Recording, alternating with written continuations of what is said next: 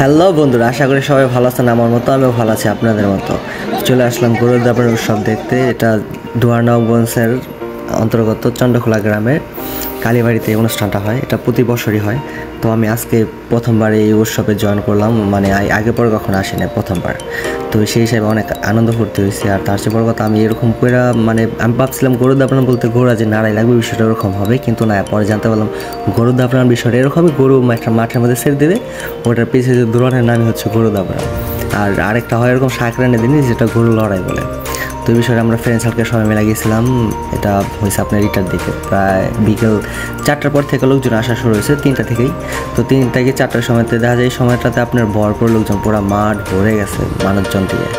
আর অনেকগুলো গরু আসছিলো, গরু পরে আরও বেশি আসা হয়েছিল। তারপরে হিসেবে গত বছর হয়েছে, এই বছর নাকি গরু কম হয়েছে, কিন্তু মানুষের সঙ্গমের লেভেল আলাদা, মানুষ হয়েছে অনেক।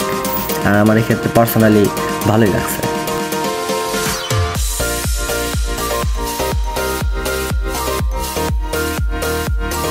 আর আমি প্রথমবার এই উৎসবে আসছি, তবে মানুষ দেখেন মানে কোনাখানছিতে বাদ নাই, রুটের রাস্তাঘাটে, ইনফ্যাক্ট পাশের বিল্ডিংয়ের ছাদেও লোকজন ছিল, মানে অনেক লোকজন আছে।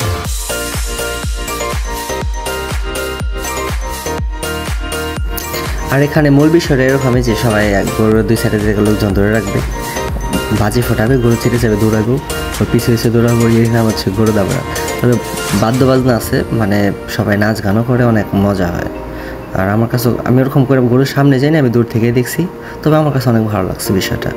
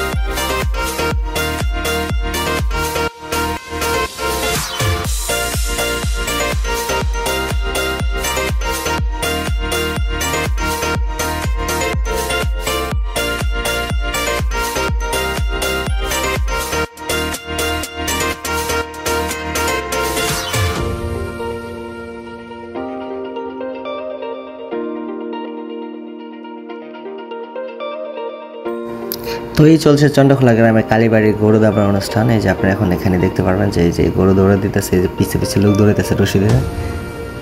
এই হচ্ছে উৎসব আর কি। এটা প্রতি বাৎসরিক অনুষ্ঠান, এটা প্রতি বছরই হয়। আর আমি প্রথমবার ভিডিওতে ভয়েস দিতেছি, জানি না কেমন হয়েছে, তবে অনেক সময় লাগছে।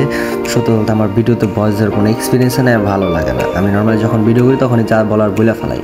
আমার পরে কথা অ্যাড করলে ভিডিও সুন্দর দেখা যায় বা সুন্দর হয়, কিন্তু আমার নর্মালি কথা বলার কোনো এক্সপিরিয়েন্স বা অভ্যাস কোনোটাই নেই।